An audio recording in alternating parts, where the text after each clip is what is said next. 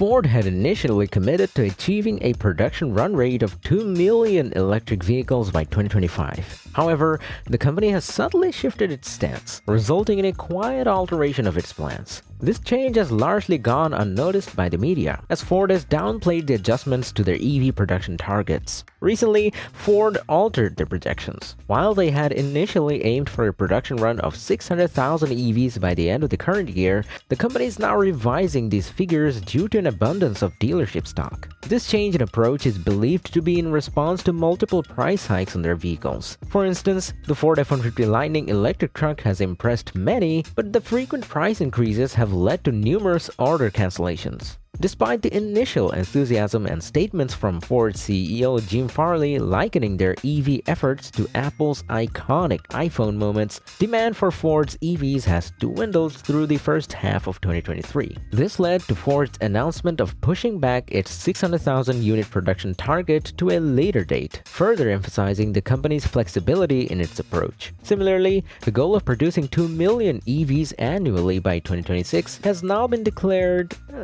flexible. Ford's shift in strategy has raised doubts about its ability to compete with industry leader Tesla. The uncertainty surrounding Ford's EV production targets and the changes in their messaging have led to decreased stock value. The company's financial challenges are also evident, as they reported losses of $32,000 per EV sold this year. Ford's decision to delay the production ramp-up has postponed vehicles like the Ford Escape electric SUV in Europe. Despite supply chain improvements and falling material prices benefiting the production of the Mustang Mach-E, F-150 Lightning, and E-Transit, Ford's continuous price hikes and delayed profitability projections have raised investor concerns. In an effort to balance its losses in the EV sector, Ford is focusing on their traditional internal combustion engine division and hybrid offerings.